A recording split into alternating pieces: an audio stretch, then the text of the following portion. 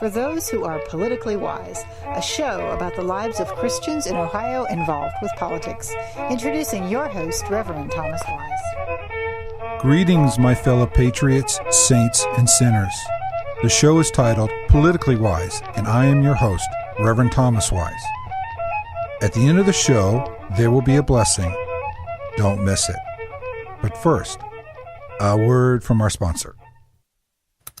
Next time you're thinking about beating the train, think again. It takes a typical freight train traveling 50 miles an hour, 1.5 miles to stop. That's nearly 18 football fields. Don't try to beat the train. Ohio's roads can be highways or dieways. The choice is yours. A message from Operation Lifesaver and this station. The opinions and statements on this show belong to those who give them. The rest of the show belongs to Thomas Wise Words, all rights reserved. The show is titled Politically Wise, and I am your host, Reverend Thomas Wise. Hello, my listeners. This is Reverend Thomas Wise. The show is called Politically Wise. I have the pleasure of interviewing someone who is running for the Ohio State Central Committee. His name is Chuck Henthorn, or Charles Henthorn, as he probably says on his driver's license. So, sir, tell my listeners about yourself. Okay, I'm Charles Henthorn. It's kind of like Henthorn. Running for the State Central Committee, as the preacher told you. I am a conservative Republican. And I am a Christian conservative Republican. And I'm also a Christian soldier warrior. I was in the military for 27 years, Air Force. I had a wonderful career, and I also served in 2 wars. So I look at myself as a peacekeeper, a freedom giver. I believe in the nation. I believe in the freedom of the nation, and I believe in what our Founding Fathers created with the Constitution and Bill of Rights, and the fact that we are, in fact, our society is based on a Judeo-Christian set of values and morals. And I don't care what the president says or anybody else, that's the foundation of this nation. What rank did you finish up with? A lieutenant colonel. We cut that down to say colonel. My paperwork says colonel. It's easier that way because a lot of people don't understand what a lieutenant colonel is. But that's just one rank below that. I see. I entered the Air Force in 1965, right out of high school. I spent 4 years wearing stripes. I was an aircraft mechanic working on the flight line in avionics technician. Your career took you to Vietnam? It did. During my, actually it was during the second year in October of 1966 when I volunteered to go to Vietnam and spent a year there. It was interesting because I went to Vietnam as an aircraft mechanic, Air Force aircraft mechanic, and of course you serve at the needs and will of the Department of Defense. And I got detached to a combat unit up in the mountains and to a place called Anke at the home of the 1st Air Cav, and served there for some months. And then went back to the Air Force after the first of the year sometime, I don't remember exactly when, and spent the rest of my tour in Vietnam at an Air Force base working on airplanes. But the first few months was very interesting, I guess is the word. I learned a great deal very quickly because I had no combat training. And so I had to learn it, and I had to learn it overnight. But it worked very well. I got home. I thank God a million times a million that I walked off of Vietnam territory at the end of my 365 days alive, much wiser, much smarter. I went into the service at the age of 17. I went to Vietnam at the age of 18. Very interesting for a young teenager. So. And then you stayed in the Air Force? Well, I got out actually and spent 4 years going to college. And worked my way through college using the GI Bill as well as working full-time. And then I was going to college at the University of Oklahoma finally, and I graduated there in 1972 going to ROTC and getting a degree in political science with a major in criminology and law enforcement. And I got a commission upon graduating and back into the Air Force as a second lieutenant. Spent another 23 years, and great years. I was so fortunate that the career field I was in, I was running the business side of the Air Force a great deal of the time. I was not a pilot. And 15 of those 23 years, I had command position, and I commanded 4 different squadrons. I was a base commander twice and a wing commander once. And for a lieutenant colonel, that's an extremely good career. I love command. I love leadership. That's what God put me here for, as leader. I love to lead. Not necessarily a great administrator all the time, but I am a good leader, and I love to lead men and in whatever capacity. According to your bio, you came back to Dayton and I did. Worked in. My wife and kids and I were in Europe for almost 9 years. We spent 4 years in Spain. Then we went down to Turkey and spent 2 years there, and that's when the first Gulf War broke out. And that was a very interesting time. I had another 14 months there with my family and myself, and a lot of terrorism kicked up in Turkey during our 14 months there, which most people didn't hear about back here in the United States. I had a 65-man unit in Istanbul, Turkey, and I lost one of my deputies up there. The terrorists, the Islamic terrorists, came through 2 levels of security and got into his offices and tied up the employees there and put them face down on the floor, blindfolded and gagged. And they took my deputy, put him in his chair, taped him to his chair with duct tape, and shot him in the head twice. And when we took care of that cell, we found my picture and a lot of information about me on their wall. And so we already knew that I was hunted, but we didn't know to what extent. Then we realized to what extent. So it's a very interesting world that we live in, very difficult world at times. And so you were there as a wing commander? Turkey? At Turkey, I was the base commander. Base commander? But it's the installation commander. We didn't have a wing there. And we had no flying operations or no operations that would require a wing commander. I moved from Turkey to Germany as, again, the installation commander. And I was the installation commander for a year and a half, almost 2 years, and then I was the wing commander for the final 6 or 8 months. I was in Wiesbaden, Germany, and I got involved in the large drawdown in Europe.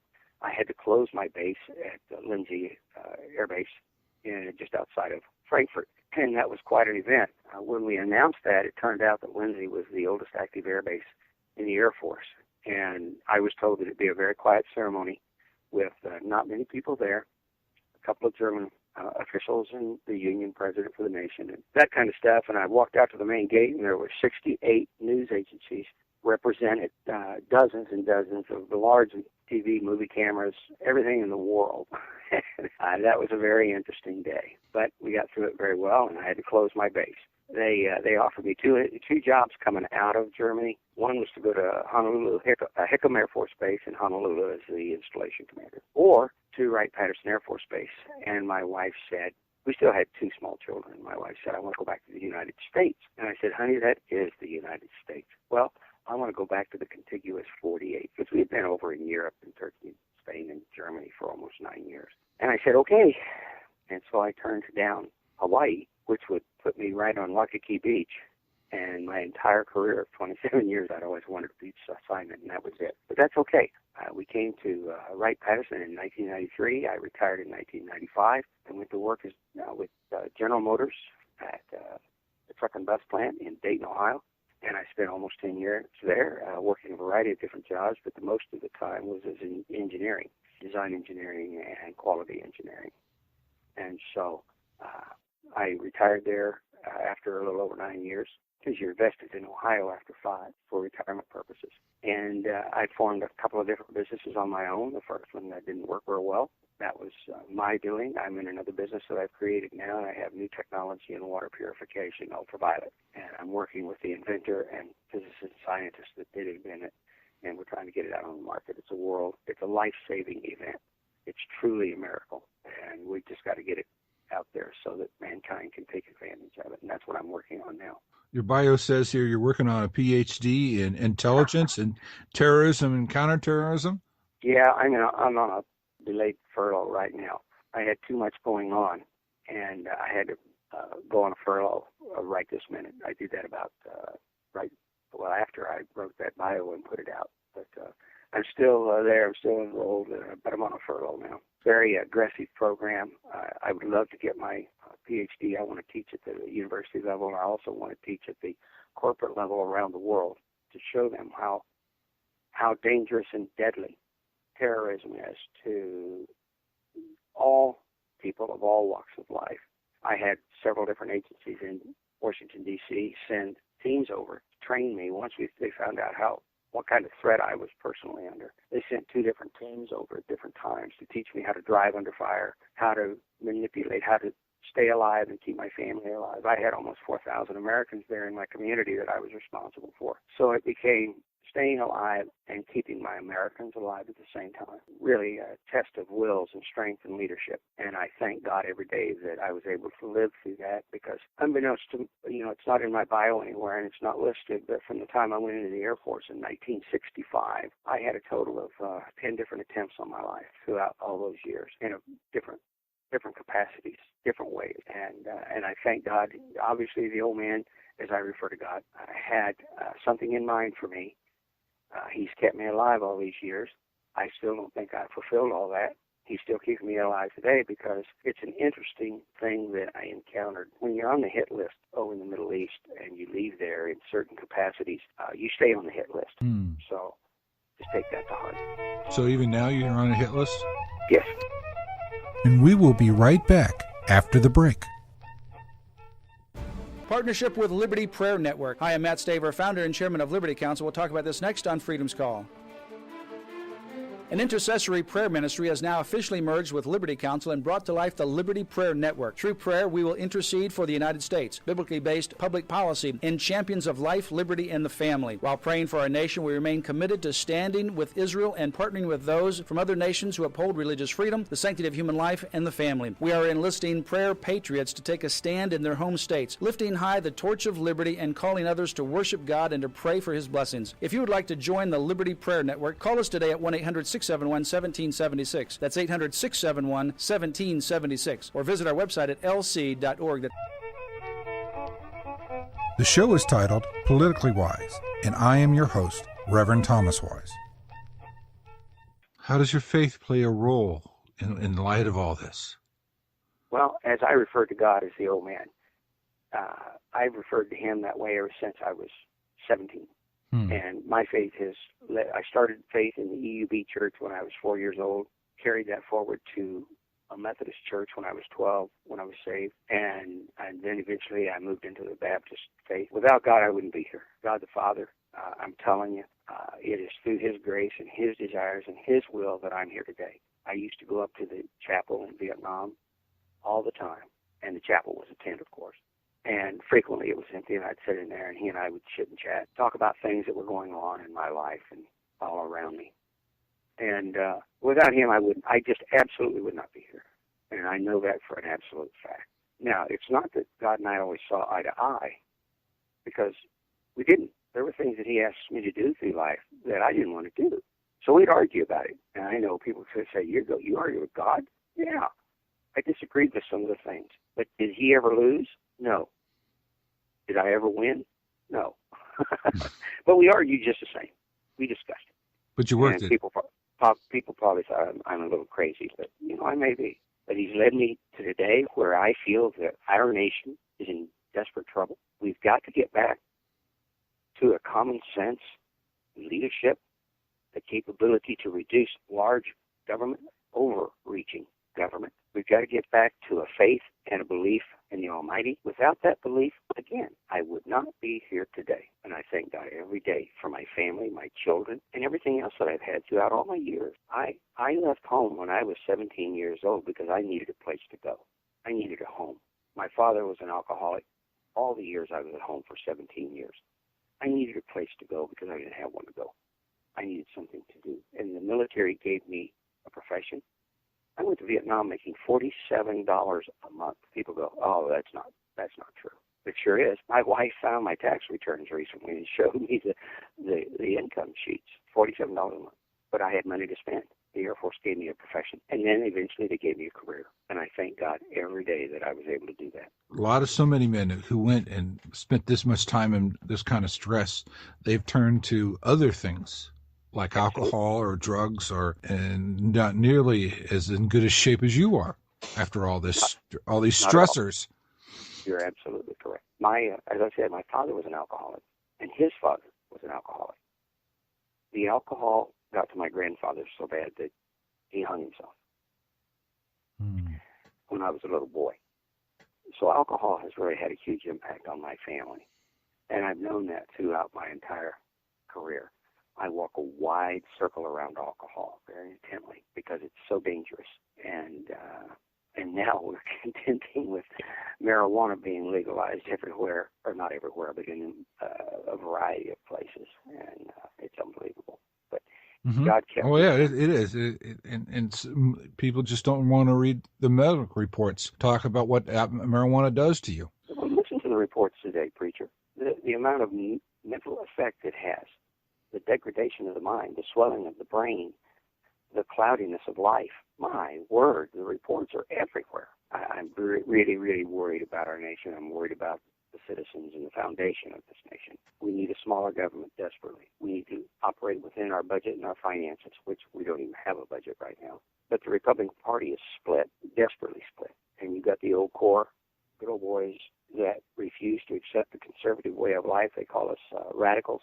In fact, one of the things that affected me ever since Janet Napolitano came out and said that, sent a bulletin to all the law enforcement agencies in the nation a couple of years ago that warned them about we veterans who had been in wars, who had been trained to fight. They had to be very watchful of us because we were potentially right-wing terrorists to our nation and the citizens. Now, we weren't, not in the least, but boy, did she upset millions of myself and millions of my friends that had defended this nation and many of them with their very lives. And we have to put up with that kind of crap in our nation. What a shame. What a shame. So anyway, we've got to get the Republican Party on one platform, one set of beliefs, one set of values, and move forward. But we're never going to win. So you are stepping up to the plate you've been a precinct captain, yes. And so now you're been part of the Montgomery County Central Committee, and now you're running for a position on the Ohio Republican State Central Committee. That is correct. So in District 6. Why is that better? Why is that an important position? Well, I did not even know about the State Central Committee until a couple, 3 years ago. And in fact, most citizens never have heard of it and do not know what it is supposed to do. The Central Committee has, on the Republican side and the Democrat side, you have 66 members, one man and one woman from each state Senate district, 33 districts, 66 people. That committee, and the chairman of that committee is the chairman of the Ohio Republican Party. And that committee is responsible for developing a platform or working with the platform, making sure that we have a good platform, managing the budget, and allocating money for elections. It has educating the citizens, getting programs going and managed for getting people registered to vote and for managing those votes. There's a lot of things that the committee is supposed to do that they don't necessarily do. And so there needs to be some folks come onto the Central Committee that truly understands what their charter is, and not just get people elected and then move out of the way and then let certain people just govern the state as far as the Republican Party is concerned. And the committee needs to be useful. It needs to be very well led. We need leadership desperately and allowed to do the things they're elected to do. And so I feel it is my charter to go on to the Central Committee, if elected, and do what I am best at in life, and that's leadership. Show true leadership for the party, for the platform, and for the people. I believe in the Constitution. I believe in the Bill of Rights. Those were documents that were absolutely wonderful at the time they were written, and they are extremely relative today. I believe in constitutional governance. Let me ask you a question that's not on your on my sheet. How do you handle compromise? How do you handle someone saying that, and very true, very much in politics? Yes. I'll vote for your thing, if you vote for my thing, regardless, that kind of deal? We have to measure and weigh and look at every issue. Frequently, those compromises people's beliefs, their faith, all sorts of things. I cannot do that. If it is a compromise that works for the citizens on both sides, that is a win-win. If it is a compromise where you compromise what you were elected to do, absolutely not. I never, ever went against my faith and my ethics and my morals and leadership in 27 years in the military. Do you have a guiding scripture? Well, a lot of us use John 3:16. You can also read in Joshua, the book of Joshua, there's an awful lot about war and what you do and how you manage the war. There's a variety of different scriptures in the book that I look at and read frequently. I like Deuteronomy 3:6-3, and it talks about honoring thy father and thy mother and God, of course. And I refer to that scripture many, many times throughout my military career. The church has been a significant part of my military career. While in the Philippines, while in Vietnam, let me step back even further. I worked with a religious organization, and we surreptitiously bought land through Vietnamese preachers and built little churches out in the jungles, quietly drilled wells, voluntarily, not to the military. And I worked with that in Vietnam. And then again, when I went to the Philippines as a captain, we worked humanitarian projects, some of them through the military and others not. There's a Baptist church there, Clarkfield Baptist Church, that I belong to. And I used to go to service there and did projects for them and other agencies around the Philippines. So I've been involved in whatever country I'm in, whether it's Vietnam, the Philippines, Ankara, Turkey, Spain, Germany. It doesn't matter. I'm involved. One of my greatest goals in life is to leave a whole lot more behind than I consume, that I have created so much for the citizens that I have impacted and mankind, far greater than anything that myself and my family consume. And that's my goal, and I've done that throughout my life. The show is titled Politically Wise, and I am your host, Reverend Thomas Wise. Do you pray for a politician? Do you think a politician can be a Christian? Do you think a politician should stand up for Christian principles? Do you think politicians should pray together? Do you want to see more Christians in politics? If you said yes to any of these questions, please join the Ohio Prayer Caucus Network. Find the Ohio Prayer Caucus Network on Facebook. Welcome back to Politically Wise. If you want to email me, you may do so at politically.wise@gmail.com.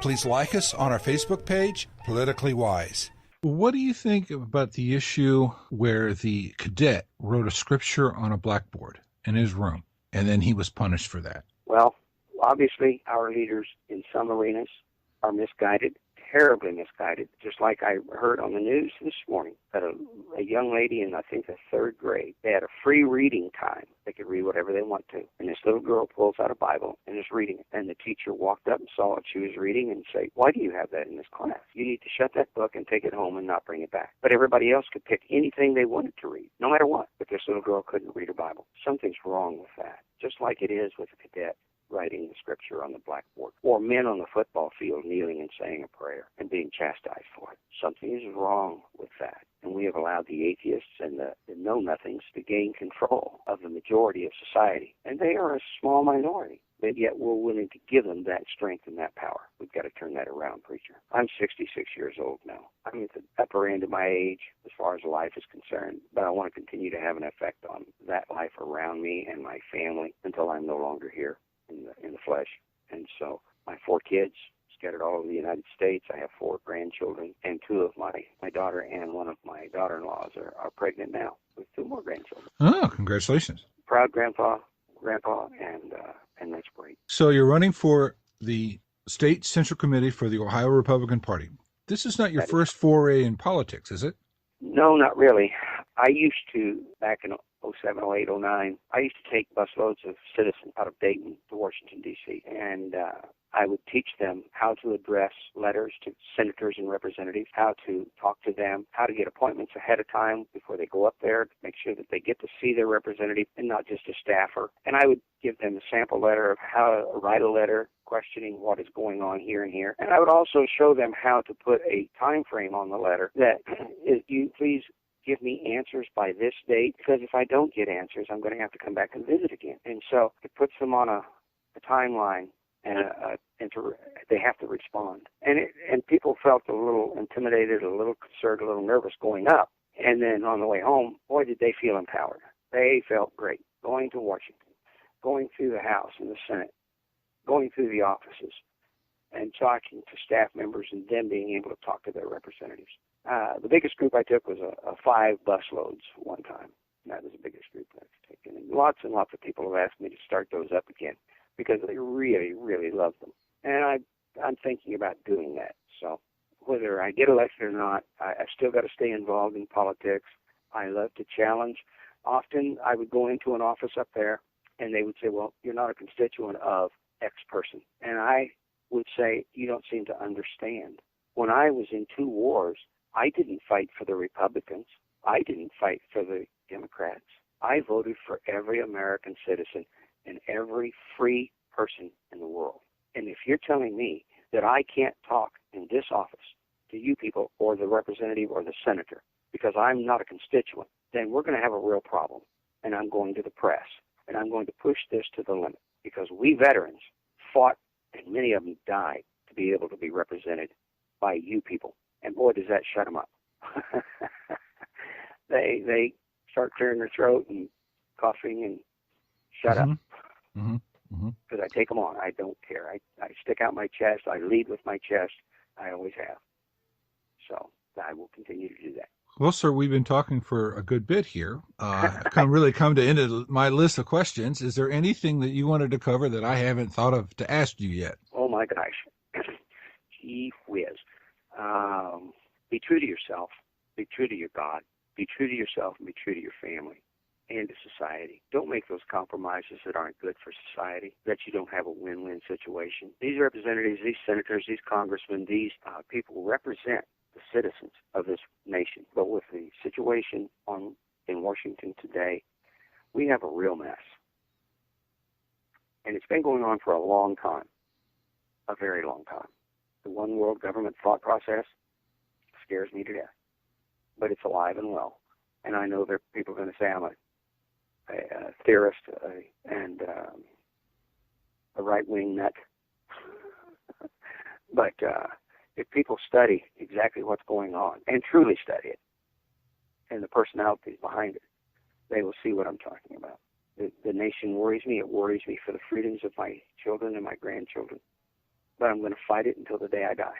And I will embrace it as we Americans that truly believe in the nation have to. And God did give me the gift of gab. I'm sorry I talked so long, but my wife tells me that I could carry on a conversation with a brick wall and get it to answer me. So she's probably right.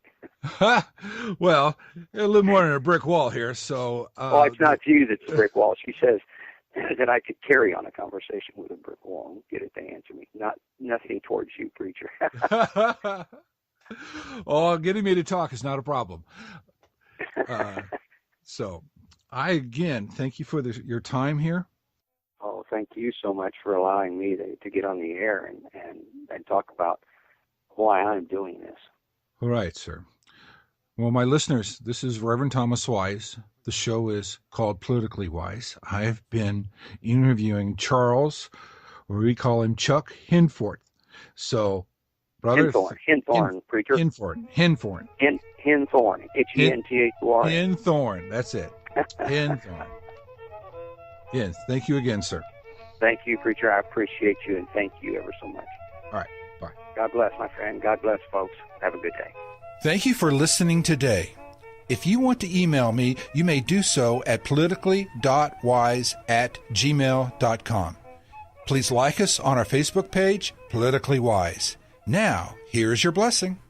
Blessings based on Psalms chapter 18, verses 1 through 3. May the Lord, whom you love, be your strength. May the Lord be your rock.